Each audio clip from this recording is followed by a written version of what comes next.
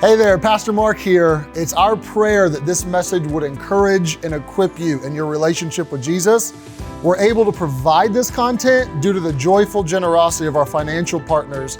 And if you'd be willing to join that tribe and help get some sermons like this around the world, you can donate at harvestbaptist.info/give. God bless. Okay, I do want to just thank you for coming out. Wish everybody a happy Father's Day. I was very kind to Pastor Mark. Pastor Mark actually took over the church here, I think it was almost 8 years ago. And I have been here for 24 years. And when Pastor Skelly left, it was very difficult for all of us. And Pastor Mark was 29 years old. Pastor Mark moved here just, I think, a year or two before that. Matter of fact, his first Sunday here, he came to my Sunday school class. And I told him, I said, hey, Pastor Mark, there's a Sunday school class that they're your age. I could see you guys really having a huge impact. And they actually started going to that Sunday school class and getting involved. And right after that, Pastor Skelly announced he was going to leave. And so we were looking for a pastor. It seemed almost like an impossible thing. We were talking to people that we thought would have done a great job, and they're like, no, we're not interested. And I remember Phil Burr came to me and said, what do you think about, Mark Likens? And Mark had never pastored a church before. He was 29 years old. And obviously, whenever you go through a transition like that, you're going to have people on one side of you pulling you. You're going to have people on the other side of you pulling you.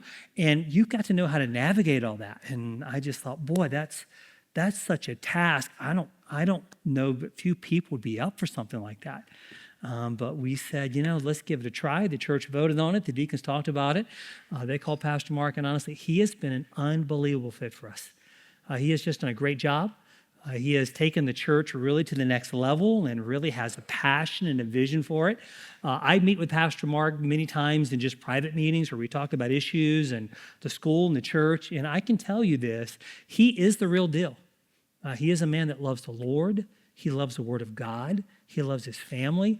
I mean, he is somebody that would be really a model for a pastor. He truly is. And obviously, when you look at, our church and where we're at and looking at the future, I didn't see the path, but God did. And God had a plan, and he brought Pastor Mark in and just did an amazing job with that. So I know they have us on live video now, and I wish they could pause us just so I could tell you this. But I would tell you this, it's easy for a pastor to get discouraged. Pastors, they pour their heart and soul out. I would imagine that pastors probably get 10 letters a week complaining about things. Well, what about this? And why don't we do that? And what about this? But, I'm hoping that Pastor Mark gets a lot of letters and texts and comments thanking him for the phenomenal job he does. I believe many pastors leave the pulpit because they get discouraged. And I'm hoping that we make sure that we had a man of God here who loves us, who loves the things of God, that we keep him encouraged. And I think if we do that, God's going to use us in an amazing way. But I got the opportunity to remodel the gymnasium here, and a lot of you came out. You were involved in that, and I got to meet a lot of you. But you would say, Pastor Rousey, we don't know you. I mean, we've been going to church here for a year. Primarily, my main responsibility is I do oversee our school. So if you have children in the school, I probably meet with you on a regular basis. We talk about things. But if you just go to church, we don't really have that interaction. As a matter of fact, when I first came here 24 years ago, it was Pastor Skelly and I and Stacy Gaynor. We were the only 3 church staff members at the time. That's hard to believe. And God has really done a great job since then. I am from a small town in South Mississippi, and I grew up there. I did not go to church. As a matter of fact, there was really nothing, I would say there was nothing spiritual in our home at all. My uncle gave my mother a Bible when he came back from Vietnam, and it was a Bible he had purchased there in Vietnam, and that sat on a shelf. That Bible was never opened in my house one time. As a matter of fact, we never had a prayer over a meal. My parents never took me to church. That just was not a part of my growing up. My parents grew up very poor. My mom, it was a situation where they would move from house to house when rent was due, that type of thing. My dad grew up in South Georgia. They did not have running water. I went to visit them in the 1984. They still did not have indoor plumbing in 1984 where my dad grew up at.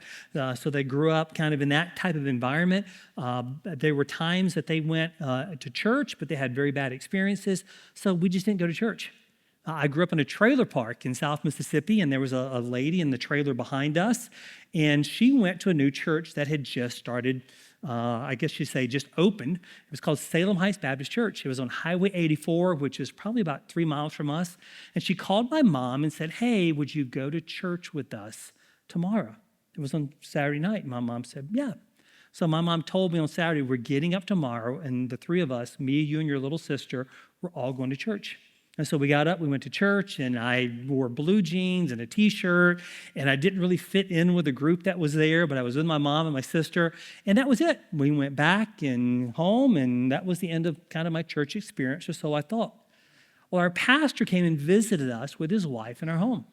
And my mom and my dad and I were sitting there in the living room, and the pastor said, hey, I'd love to see you guys start coming to church. And my mom and dad were very clear. We're not interested. And so my pastor's wife was looking at my mom and said, would it be okay if I start coming and picking your son up and taking him to church? And my mom said, if he wants to go, that's fine.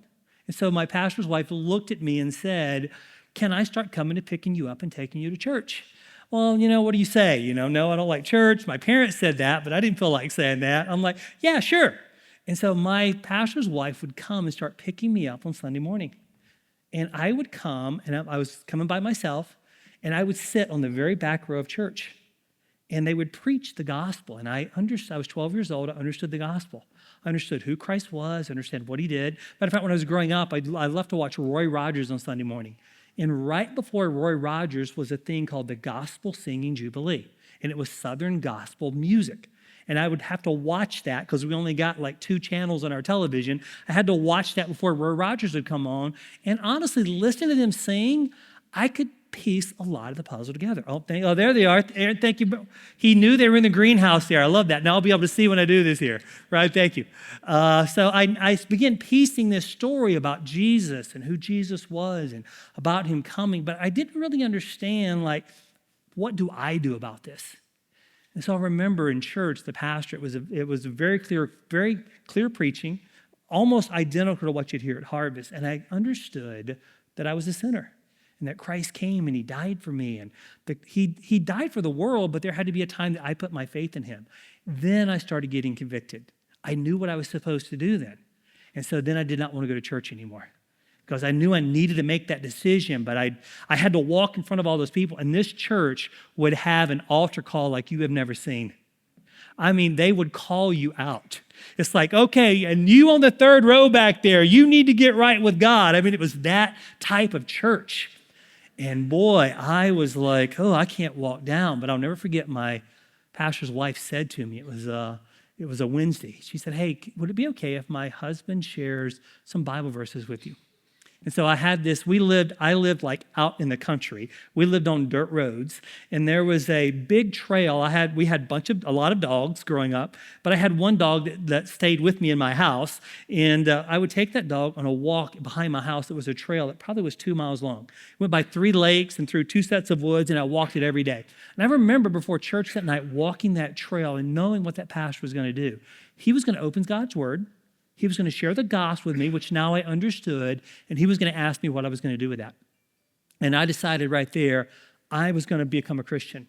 I was going to put my faith in Christ. Now, I don't know if I got saved on that trail when I decided, I don't care what anybody thinks, I'm becoming a Christian, or in that office that day. But I will never forget, there was a man named John Boy that came to our church, and he was sitting in the chair when I went into the pastor's office, and he sat there the entire time that pastor went through the gospel presentation with me. And he said, Charlie, do you want to become a Christian? I said, I do. I was just a few days from being 13. I bowed my head. I trusted Christ.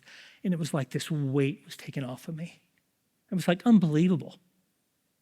And then all of a sudden, I started wanting to go to church. And I started inviting my friends to church. My friends started coming to church. And they started getting to save, and they would say, oh, did you lose me? They would say to them, the people at church would say, what are you telling your friends to get them to come to church like this? And I'm like, I just told them what happened to me. And so they started coming. And I started going Sunday morning, Sunday night, Wednesday night. There was a program they had on Wednesday night. There was a lady there at our church. Her name was, we called her Big Bad Betty. That's what we called her, right? And she ran the Wednesday night program, right? And the kids had this trip to Disney World that they went on, And they invited me to go on this trip, but my parents didn't go to the church, and I thought it was like, this is only for people from the church. But I remember going on that trip, and really the people that got me in that church were not the young people. The young people in that church were a very different group of people than I would hang out with at school. Not me, but my friends at school would pretty much make fun of some of those kids. You know what I mean? It was that type of environment. And so it was like two different worlds that I lived in. And so, but when I would come to church, though, the adults in the church would sit next to me. They would say, hey, are you okay? And thank me for coming. When I went on this trip to Disney World, it was adults who would always come up to me and say, hey, do you need money? Do you need this? Do you need that? Those adults in that church really made me feel apart. And I remember I got involved in that Wednesday night, and the first thing they made me do was they made me learn all the books of the Bible. Like if you said, if you'd have told me Hezekiah, well, that sounds like a book of the Bible, Well, they made me learn from Genesis to Revelation. I had to write all the books of the Bible out. Then I had to quote them. And we had to start this thing every Wednesday night with quoting all 66 books of the Bible. Then I had to start memorizing Bible verses. Then we had a thing called a sword drill. We would go and we would compete. And they would give us a Bible verse. We'd have to do this. They would say charge. You would have to find that. And I could not find those Bible verses to save my life. And so everybody there, it's like these kids all knew this stuff, you know what I mean? And they would tell these judges, hey, this kid just got saved. He started coming. So let's give him another try. Let's let him do it again, that type of thing. But I'll never forget, there was a kid that he was in our group. He won state. He won the entire thing. Today, he's a doctor and he's an atheist. He does not believe in God. He does not believe in the Bible, and he would live a lifestyle that would be as contrary to the Bible as anybody could possibly live. And we can learn a lot of Bible, but does it really become part of us? So I got involved, and when I was 16 years old, though, I was big into baseball, and I got my first car when I was 16, and honestly, at that point, I started sliding out of church. I would still come to church, but I would sit, our church had a balcony, and I would sit in the very back row of the balcony, and I would normally bring 1, 2, or 3 of my friends with me, and we would sit back there. Now, most of my friends weren't saved, but when they would sing the hymns, I would sing with them. I don't know what it was about it. It's like, and my friends would look at me like, what's he doing? But, that's who I was. I was a Christian, but I wasn't living like it. And honestly, when I look back at that, it was one of the most miserable times in my life. I look back at that and it's like, this is what I believe, this is who I am, but I'm not living those things. In school, my friends didn't do very well at school. All of them went to summer school, and they all told me how much fun summer school was and how I was missing out on everything and that type of thing. And I'm like, I think they're just trying to get me to go to summer school. I remember, though, when I was in 8th grade, I did not do well in school, and so I went to English class. I hated English, so I did not bring my textbook, my notebook, or anything to write with. So I'm sitting in English class, and I know my English teacher did this because she saw me with nothing. Today, you're getting a grade. Everybody that brings their English books gets a 100. Everybody that doesn't have their book gets a 0, all right? So I'm sitting on the very end on the back. She starts on the other side. She starts going around the room. Over the intercom system, the principal says, listen, starting this year, 8th graders need to start taking biology to meet all the requirements to go to college. If you would like to take biology, please come to my office right now. I was led to take biology right then, all right? I got up, I went to his office, I signed up for the biology class, and came back, and I don't know if she gave me 100 or what she gave me for that, but I'll never forget, I was in that biology class, and honestly, I loved it because I just goofed off the whole time. I will never forget, they had us write a paper about the cell colony and how the cell colony operates. I talked about how they elected a president and how they passed their laws. Oh, my friends just thought it was so funny. I ended up getting a 52 in that biology class my 8th grade year. But here's what I asked myself. What if I had applied myself? What if I had actually studied? What could I have done? And so my 9th grade year, I said, I'm going to try that class again, and I'm actually going to take my work home, I'm going to study, and I'm going to be serious when I write papers. I ended up graduating from my high school and getting a full scholarship to go to college. I think in my physics class, there were only 12 of us in our physics class my senior year, and I ended up teaching half of our physics class. What I found out was God gave me gifts and abilities, and if I was willing to use them, I could do extraordinary things. I love working with our students because I look at these kids that aren't applying themselves, and the teachers are like, what are we going to do? I'm like, well, that was me. all right? That kid has hope, all right? I love that. But when I went to college, I went to a secular college, and I took an English class, and I took a literature class. It would be like BC3. They gave me a full ride there. They paid for my books and everything, and my family really did not have money to send me to college. But while I was there, I read a book called Pilgrim's Progress. So I'm coming to church. I'm sitting on the back row of the pew. I am about as far away from God as you can imagine, and I read this book. How many of you have ever read Pilgrim's Progress, John Bunyan? It was a life-changing experience for me. I remember the literature teacher had us write the paper to turn into class. It was a large class, college class. She read my paper in front of the entire class. Because, I just why do we do what we do? All of this was going down, and in South Mississippi, there was this little place that we'd all go eat called the Chicken Shack. And the Chicken Shack, right behind it, had a curve that was almost a 90-degree curve. And that week, I had a friend who had a 1971 Mustang convertible that had been all redone, and we were all supposed to go out riding. And I ended up working late, so I'm like, guys, I can't go. I'll meet you afterwards. And they were in that Chicken Shack curve, wrapped that Mustang around a tree and killed everybody in that car but one person. I said, I was supposed to have been in that car. That I could be in eternity right now. And honestly, between that book and that experience, I really started asking myself some questions about my life. What do I believe? What's truly important? My parents had no money to send me to college, so I took the military ASVAB test, and I did very well with it. Matter of fact, I aced their mechanical aptitude test, which means I'm very good at taking things apart and putting them back together. Now, sometimes that gets me into a lot of trouble. I want you to know that, right? My wife woke me up one morning at 6 o'clock and said, the furnace won't work downstairs. I'm like, oh, honey, leave it alone. It'll come on. It wouldn't come on. So I went down, took the furnace apart, all the parts on the ground. I'm like, there is no way I'm getting this thing back together, all right? Put it back together and it started working again. I could not believe it, all right? But because of that, the military offered me a phenomenal program. They said, we will give you the nuclear program. So I was going to go into it, become a nuclear engineer, and they were going to pay for everything.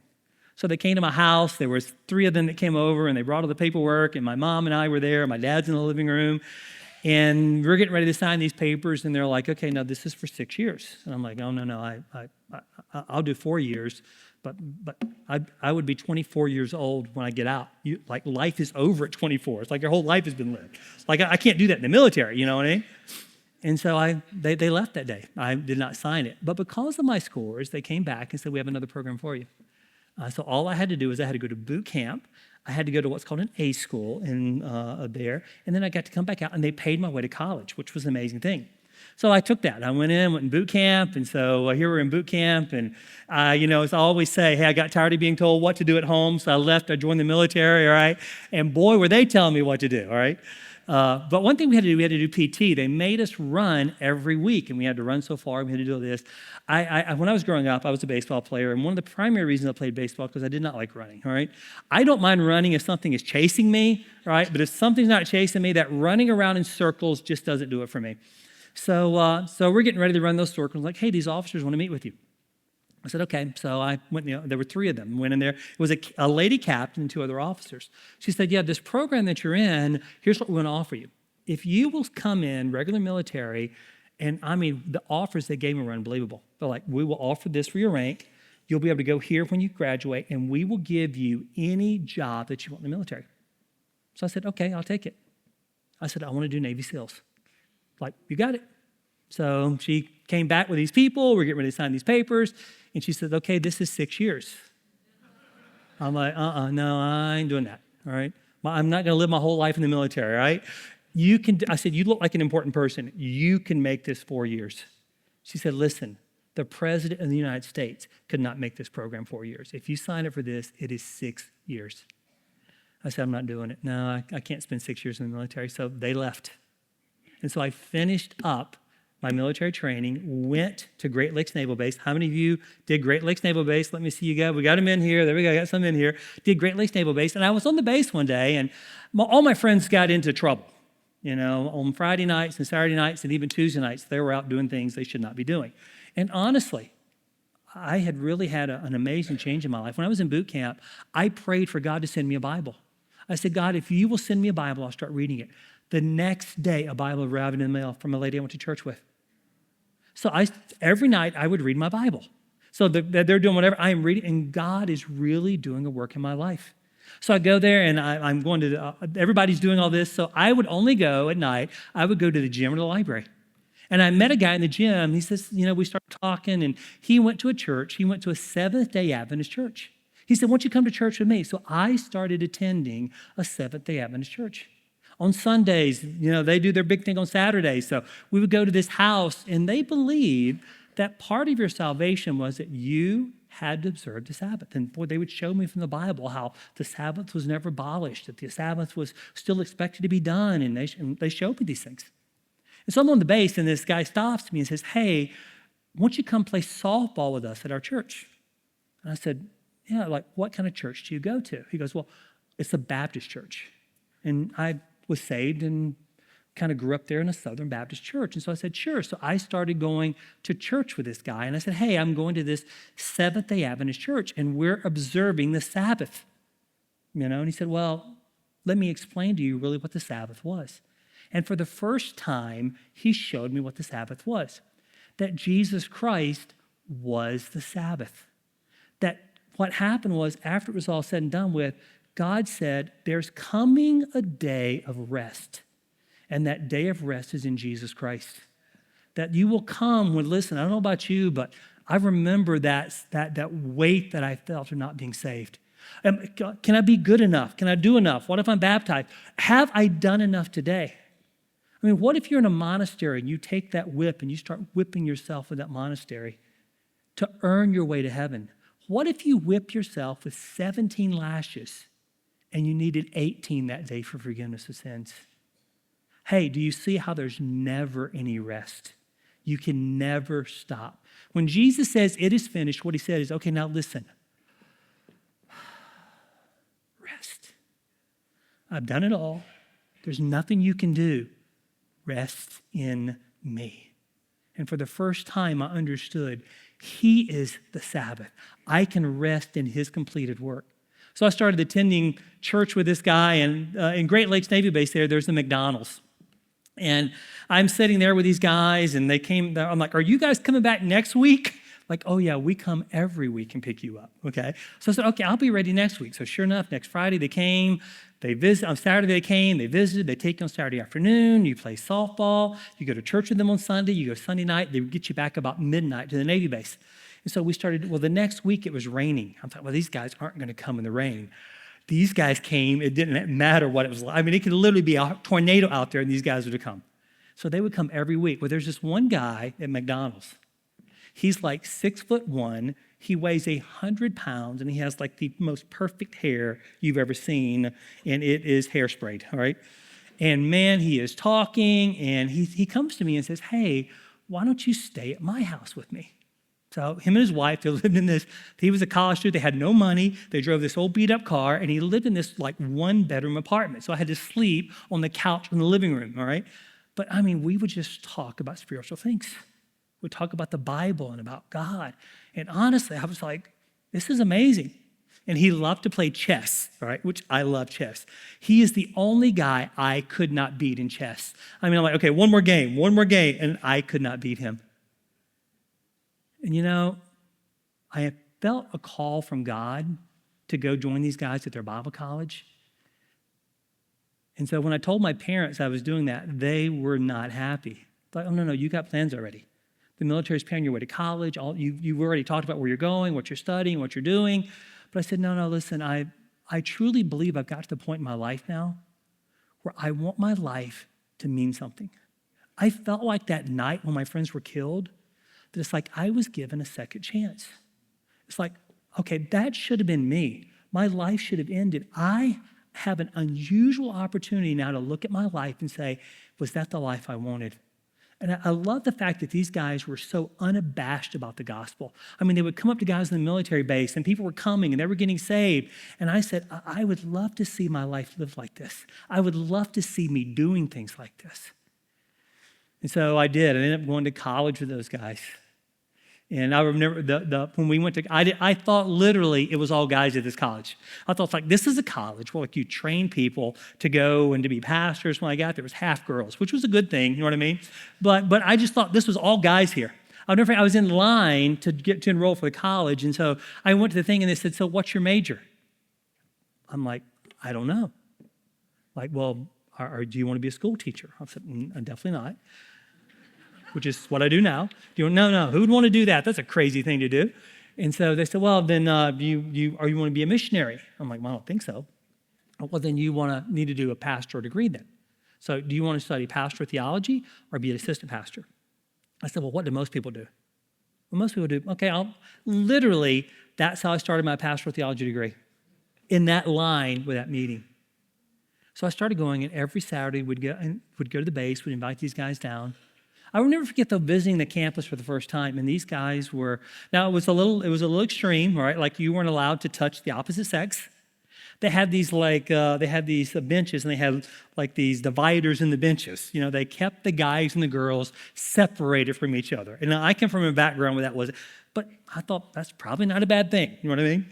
And so I started going, and here's what the amazing thing was, I don't think I had a friend that could complete a sentence without cussing. And these people, like, they talked about Christ. They talked about the Bible. I never heard anybody cuss.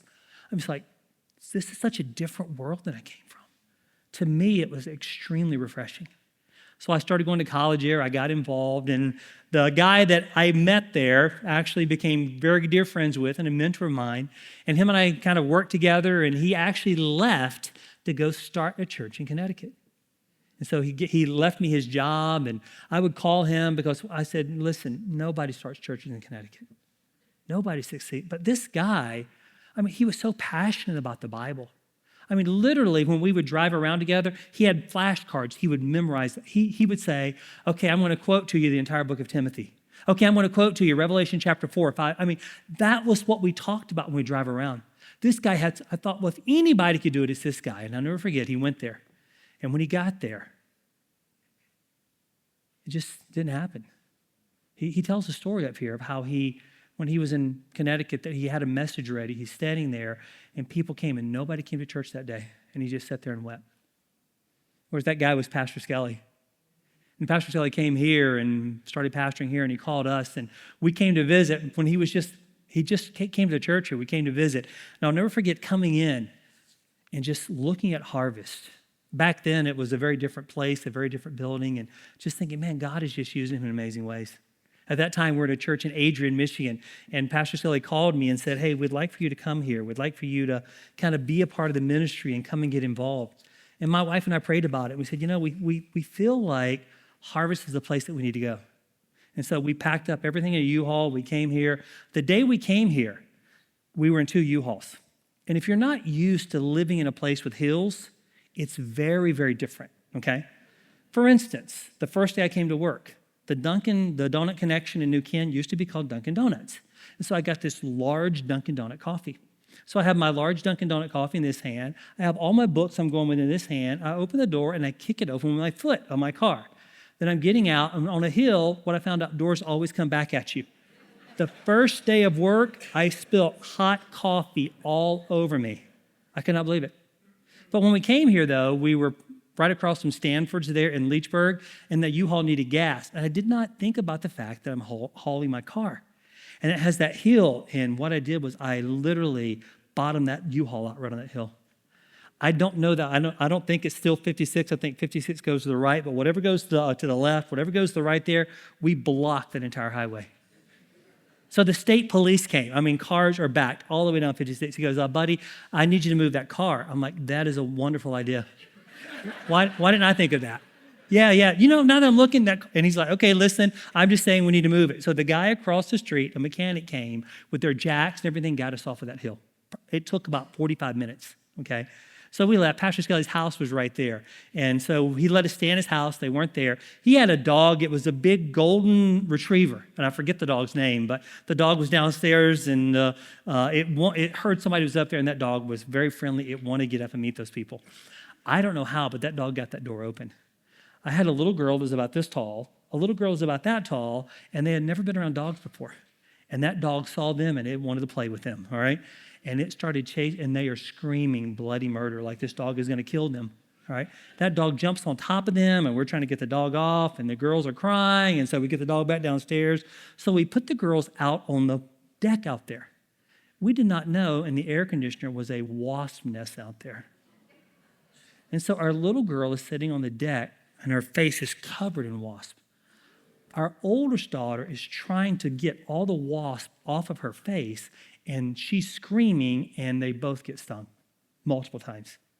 So we bring them in the house, and we don't know if the girls are allergic to bees, or we've never had this before, but we had to go to a closing of our house. We had just bought a house in Leechburg. So we go out there, and the realtor was there. I'm walking around with the realtor, and the guy that's selling us the house was there with his sons. Actually, it was his mother's house who just passed away. And he takes my wife outside and wants to show her some things. And it was just kind of odd. He's showing her flowers. Well, we go out to eat right after that. And my wife gets her purse out. All the cash we have is gone.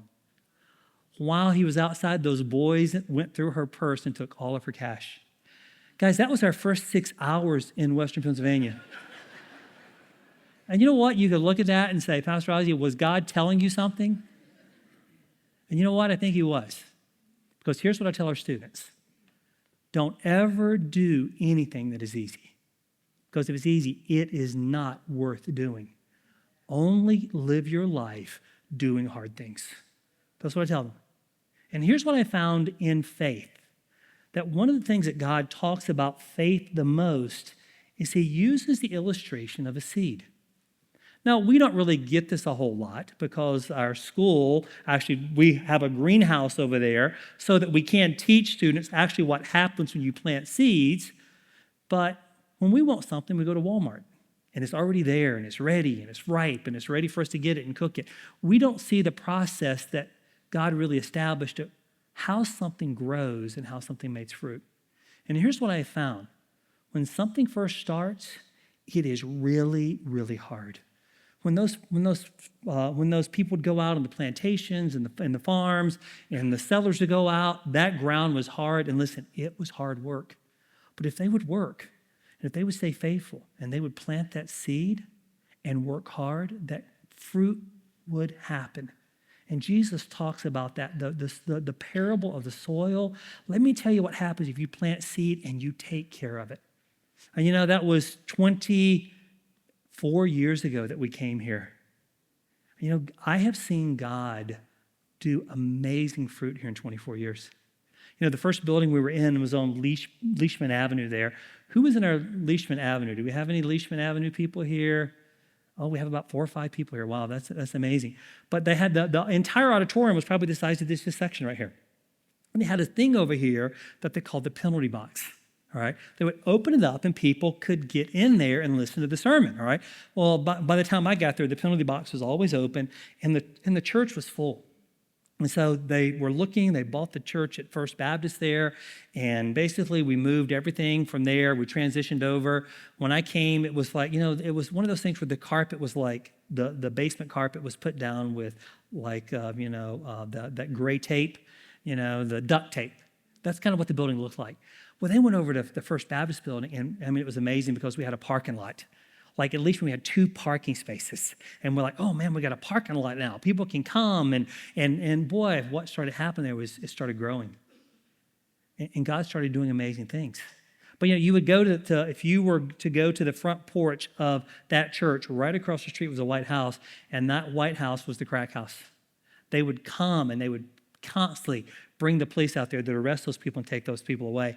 I was teaching a class one time. We had a drive-by shooting right in front of the church there. And the students were like, Pastor Rousey, what are you going to do? I'm like, maybe that was firecrackers. I mean, so I go and I look, and I'm an eyewitness to the people out there shooting the house up. I'm like, oh, why did I look? You know what I mean? And so the police come, and I said, well, you know, and that's what we dealt with. Matter of fact, we had a drill on the playground. We would blow they would blow the whistle 3 times, and all the kids had to lay down. It was our drive-by shooting drill. We told them it was a let's have fun on the playground drill. We blow the whistle 3 times. Everybody lays down. But you know what? Even with that, it's amazing how the church grew. I will never forget when they talked about coming up here. Hey, we're going to have, at first we looked at buying houses next to the church and demolishing those houses and expanding the church. But it just wasn't practical to do that. So I believe Joe Miller would deer hunt up here and found this property up here, and they're saying, hey, there's some property up on Highway 28. Let's go look at it. I will never forget the first time I came up here and walked that property. I had a pair of sandals on, all right? And I'm walking the property. Well, they're making fun of my sandals. I'm like, listen, if Jesus were here, he would be in his sandals out here walking the property, all right? I'm just like him. And so honestly, it's like it was just trees and hills. I'm like, oh man, I don't see it. Ooh, I mean, like how would we even get up this hill? You know what I mean? But honestly, God had plans. I'll never forget when we met, there was that hotel right at the top of the Tarentum Bridge there. I think it was a Comfort Inn back there, and we all met there. And Pastor Skelly gave the vision. Hey, listen, here's what the place is going to look like. And it was $5 million. I'm like, $5 million? Oh my goodness, we won't ever be able to afford something like that. Then I remember when they started breaking ground here, and this building started going up, and we ran out of money. And we didn't have money for the parking lot. We didn't have money for the kitchen. We didn't have money for chairs for us to sit on in here. And God provided all of that. You know, what I find is when we go in faith, God really does amazing things. You know, as I look at our church and I look at what God has done, I see people that literally have just stepped out by faith.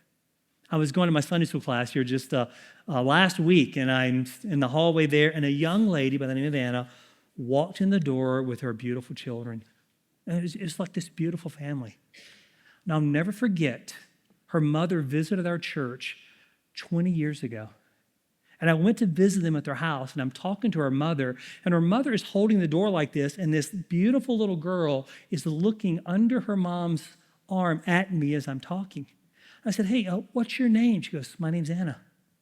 And I told Anna, I said, Anna, when I was a little bit older than you, I started going to church, and God did amazing things in my life. And that mom and that little girl and that family started coming to our church, and they got saved.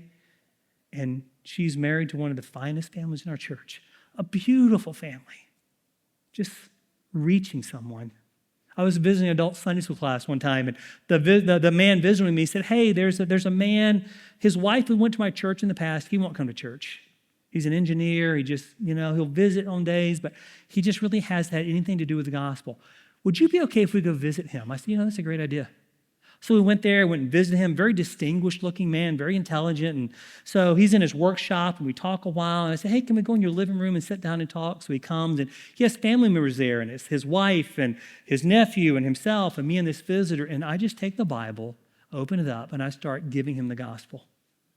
Hey, Glenn, here's who Christ is. Here's why Christ came. And listen, we have to do something with that.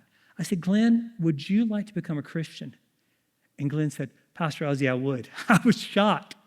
I said, Glenn, would you trust Christ right now? He said, I will. Glenn got saved in his living room that day, got baptized, and Glenn just passed away a few months ago. That was probably 13 or 14 years ago that I shared the gospel with him.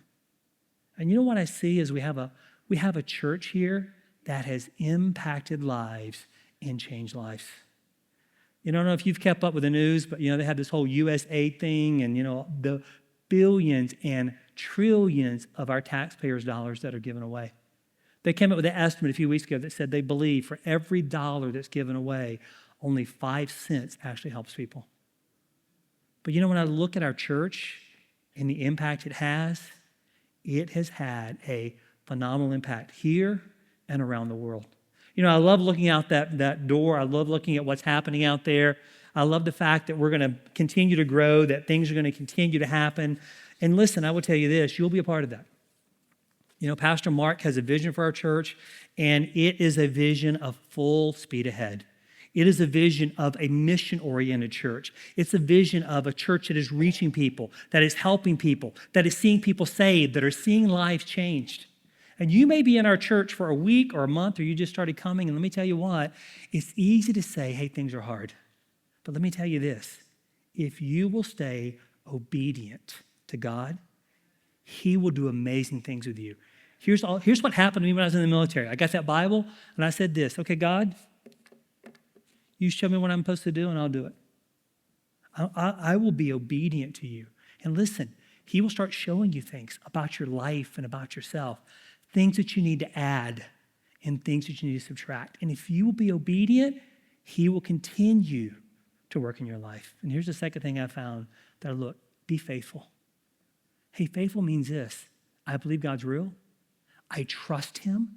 I believe he knows what's best for me. And whatever he does in my life, I am going to trust him and follow him. Let me tell you what, if you do those two things, God will work in your life in amazing ways. Listen, I would find this. It's not the degrees you have. It's not your pedigree. It's not your name. It's not what your family's from. That was not me. But I tell you what it was. It was just saying, you know what I can do? I can be faithful. I can follow him. I can obey him. I don't know what he's going to do, but I'm after him. And let me tell you what, if you draw near to him, he will draw near to you, and he will do things you cannot imagine in your life and your family's life.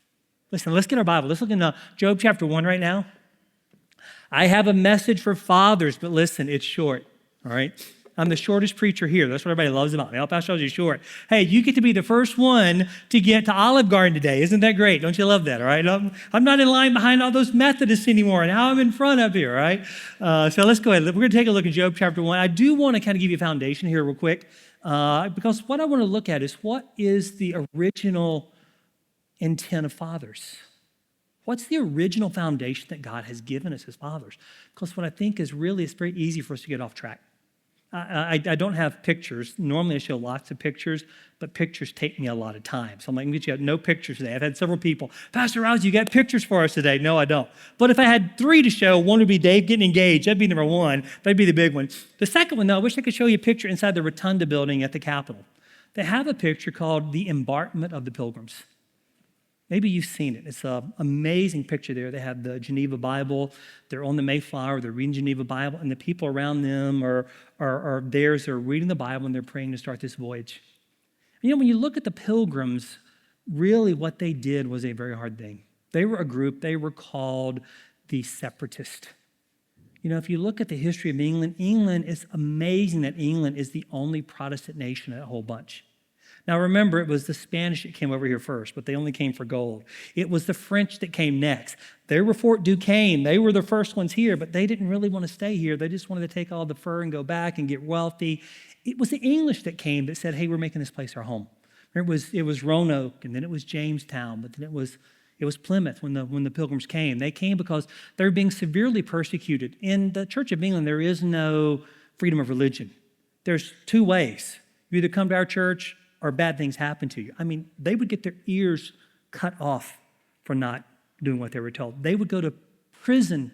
John Bunyan, who wrote Pilgrim's Progress, was a Puritan who wrote it in prison because he would not be licensed by the state to preach. And he would say, I'm ordained by God to preach the gospel. These people believed something, and I love that. So the Pilgrims came in 1620. They were the group of separatists. You could almost call them they were the people that were there. They were the rugged frontiermen. They were the survivalists. You know, they kind of had a loosely knit community there. They had their very first rough winter. Matter of fact, their first winter, 18 wives were on this voyage. Only 4 of them actually survived the first year. When they had the Pilgrims, had the Indians, and they did the Thanksgiving, only 4 of the wives actually were alive. They would literally bury the dead at night because they did not want the Indians to realize how many of them had died the first year. But if you read in the history of the Plymouth Plantation, if you read the story, here's what they say. That did not discourage us because we are looking for a better home. We are pilgrims that are on the way to heaven. These people only beat us there. We're still making a society in which Christ is preeminent. As they came, they actually made what's called the Mayflower Compact. You know, most people in school will never even read the Mayflower Compact. It's the first constitution. It says this: we are founding this land for the glory of God and for the furtherance of the gospel. Now, they would come a loosely group of people, but then the Puritans would come 10 years later. The Puritans were those that wanted to stay inside the Church of England and wanted to purify it. And they were as heavily persecuted as the separatists were. So okay, we're going to this place. They would come over and they would go to Massachusetts Bay Colony. They were highly organized. The Pilgrims were like, the Pilgrims were almost like the Southerners, all right? The Puritans, though, I mean, these were industrialized people, and they built the cities. Matter of fact, they're the ones that Ronald Reagan talked about, this city on a hill that they would build. Well, they decided that they needed to start a college for the furtherance of the gospel. So they started. I'd like to read to you quickly here. This is just what it says here about the mission statement of this college they found. It says, "Let every student be plainly instructed to consider well that the main end of his life and studies is to know God and Jesus Christ, which is eternal life." They said that's the mission statement. The primary purpose was to train pastors, missionaries, Sunday school teachers, and to spread the gospel. They said that the primary textbook of this college was to be the Bible. To train people that their goal was to spread the gospel. One of the evolutionist scientists from this Christian college in 2021 named Carolyn got up, and they were at a conference and they were talking to her about sex. She's a biologist. So here's how she explained sex in this unbelievably crazy way. Here's what she said. That when a child is conceived, every mother gives that child an X chromosome. There's 46 chromosomes in our body, 2 sex chromosomes. Every mother gives a child an X chromosome. The father flips a coin. Half the time he gives an X chromosome, half the time he gives a Y chromosome. If the father gives an X chromosome, then that child is born as a female. If the father gives a Y chromosome, that child then is born as a male. That sex is determined by biology. That Christian college was so outraged that she would say something so crazy and so nutty that she had to resign and quit that Christian college. Now, you probably know the name of that Christian college. I want you to say it for me on 3. 1, 2, 3. The name is Harvard University. That was that Christian college. Now, if I were to go to Harvard today and take the Bible and try to preach to them from that pulpit, from there, they would literally shout me down.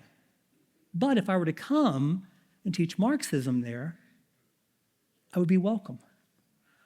Isn't that amazing? What a change from what the intention was to what it is today. The Latin motto that was on their seal says, "Truth for Christ and the church." They've changed it now, where it simply says, "Truth." But the question is this: whose truth? Is it Muhammad's truth? Is it Buddha's truth? Is it your truth and my truth? But here's what we know from what they teach and their stand: it is not biblical truth. So a foundation that is so solidly laid and it has been so changed. I want us to look, for the few minutes we have here, let's look at this. What does the Bible say about being a father? I want to do this. I want to take one man from the Bible. I want to just look at 3 things that it says about this man. It says this: what is the model of a father? Now, let's look in Job chapter 1. Let's look at this quickly, okay? Job chapter 1.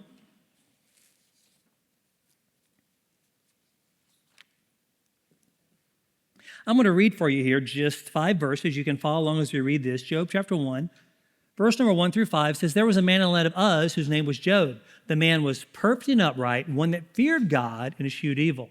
And those were born unto him 7 sons and 3 daughters. His substance was 7,000 sheep, 3,000 camels, 5,000 yoke of oxen, 500 she-asses, and a great household, so that the man was the greatest of all the men of the east. And his sons went and fasted in their houses, every one his day, and he sent and called for their sisters to eat and drink with them. And so it was, when the days of their fasting were gone about, that Job sent and sanctified them and rose up early in the morning and offered burnt offerings according to the number of them all. For Job said, it may be that all my sons have sinned and cursed God in their hearts. Thus Job did continually." That is what it tells us about this man. Now, when I was an adult Sunday school teacher here, I was their youth pastor for many years. When I became an adult Sunday school teacher, this was the very first book that I taught from. I taught the book of Job. And honestly, in some ways, it was a life-changing thing for me. This example that we see of Job, okay? Now, here's 3 things it tells us about Job, and this is the opposite order that it tells us about. One thing it tells us about Job is it tells us in verse 3 about his business. And I believe this, the Bible is very clear. Job was a man of business.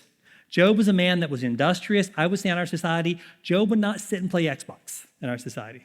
Okay, I would say this, Job would not sit around and watch SpongeBob SquarePants in our society. And it is amazing what fathers in our society, how they can waste their time. And let me tell you what, that was not this man. This man was hardworking. Matter of fact, he had 3 businesses, it tells us, and there were 3 different places. I mean, this guy, you could write a business plan on how this guy did this. Diversity. But in one day, God took it all away from him. But the second thing it says about him, this verse number 2 that was important to him, was it talks about his family. And it talks about his children. I would say this, that more important than his work and all the things he did was his family. And I get this, men can be very driven. We can have professions and careers that can be very demanding. And sometimes we can get caught up, and I would say this, making the things that aren't the biggest rocks in our lives bigger than the things that should be the biggest rocks. But what I see here with Job, which I see in this first thing that makes him an unbelievable father, is what it says about him first. His business and family, but here's what it says. It talks about his personal character. I would say this, the strength of the character of our church is the strength of the character of our men. How do we react to life? How do we react at work when we're tempted to do wrong? How do we react when we're on a business trip and no one's around and we're tempted to do wrong? How do we act when I have my computer or my phone and I'm the only one around and nobody's going to know anything? How do we act in that moment? Because I would tell you this, that moment is going to tell you your strength, the strength of our family, and the strength of our church. Here's what it says in verse number 1 about Job. Let's look at this quickly here. It says this, it says that he was a man here. He says he was perfect, upright, one that feared God and eschewed evil. That word perfect would mean this, that when put in certain circumstances, he was a model to what someone was to do. Now, here's the thing. That's not him telling us, that's God telling us. Now, I don't think, God probably wouldn't say that about me. God wouldn't say in every situation, you did what you're supposed to do.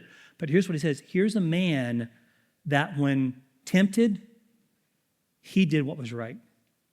When I was in the military, those guys would make fun of me my first year. I would bring my Bible. Matter of fact, I will never forget the first time I went to eat in the military, I got my lunch, I bowed my head and I started praying. I was the only one there I saw that do that. A guy came up to me and said, "Hey, I was over there, I saw you pray. Are you a Christian?" I said, "Yes, I am." He sat down and ate lunch with me and became one of my very best friends.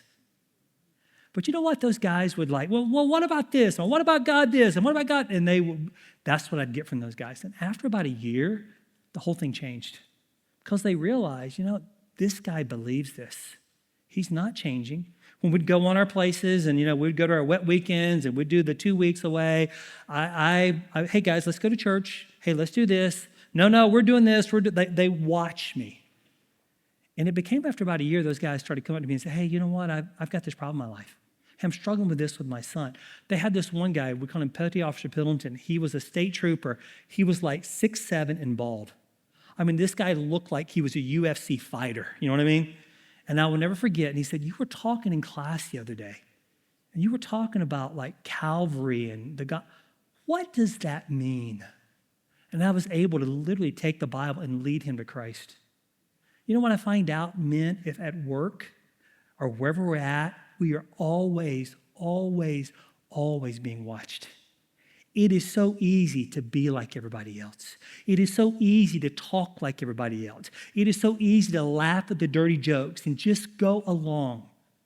But I'm telling you, if we would stand upright and say, "This is who I am. This is what I believe," God will do amazing things in your life. Hey, here's what Job did. Listen, I am not being moved. He says this, he's a man that feared God. Here's what fearing God means, that you believe you're going to stand before him one day. That you live your life in reverence of the fact, I'm going to give my account to him. He created me. He put me here. He controls my breath. He does all. I'm going to live a life that shows He's my God. I'm his creature, and I will stand before him. When we look at his character, what we see is we see a man of amazing character. Now, we have people that come to our church that honestly don't have good character. But I have seen men that have turned to Christ, and God has changed their life and done things you could not imagine. The first thing I see about Job is this, his character. The second thing I see about Job, let's look at this. In verse 5, it says this. It says, and it was so that when the days of their fasting were going about, that Job sent and sanctified them, rose up early in the morning, and offered burnt offerings according to the number of them all. Here's what I see, that Job was very concerned about the spiritual temperature of his children. Job was very concerned about his children's relationship with God, to the fact that he did some pretty extreme things there. He said this, maybe my children did some things that they're not even aware of.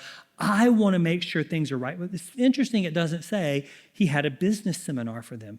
It's interesting it doesn't say, here's his other priorities. I would say this, as fathers, our number one priority should be, where are my children at spiritually? There's a lot of things right now that are pulling us.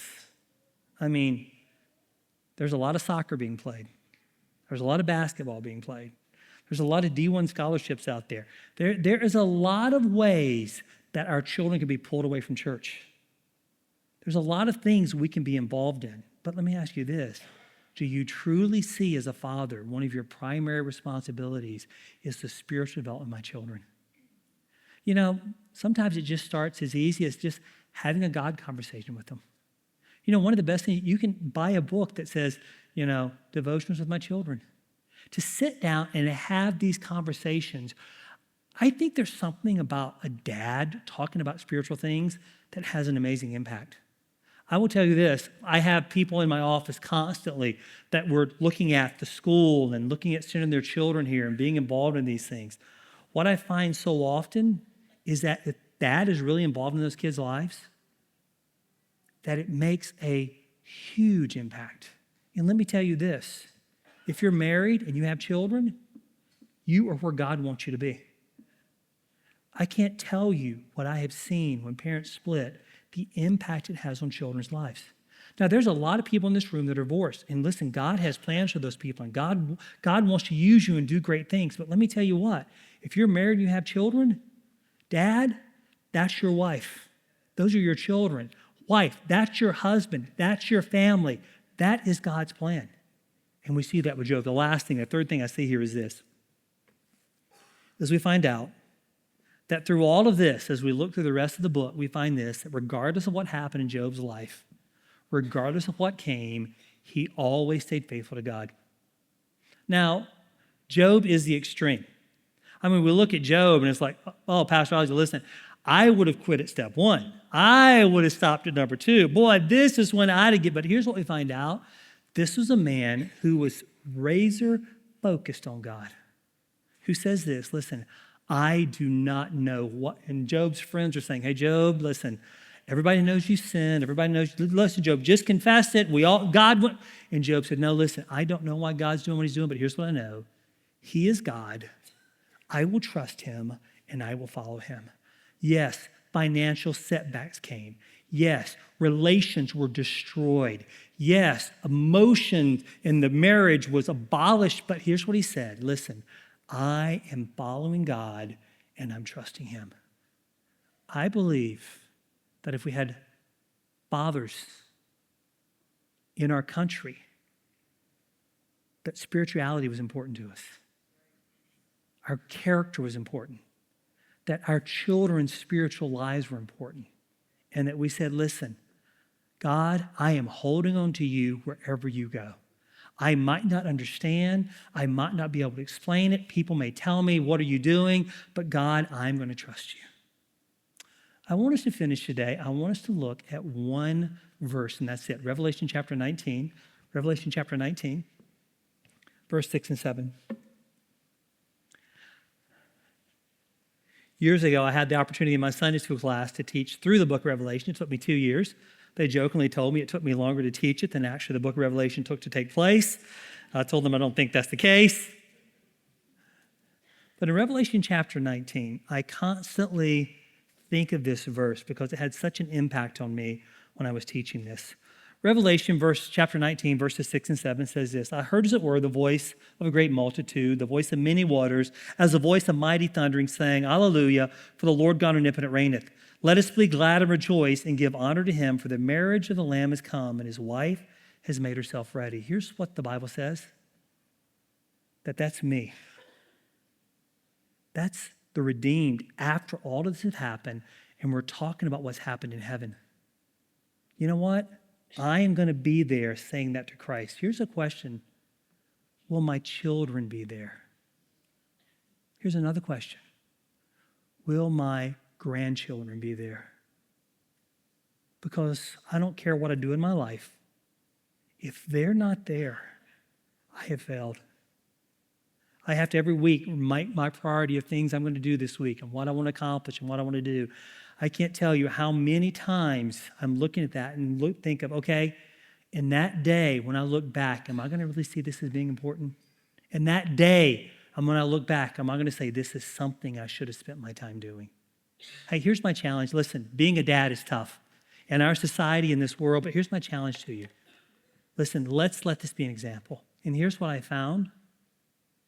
If we're obedient and we're faithful, God will take us as fathers and do amazing things to us.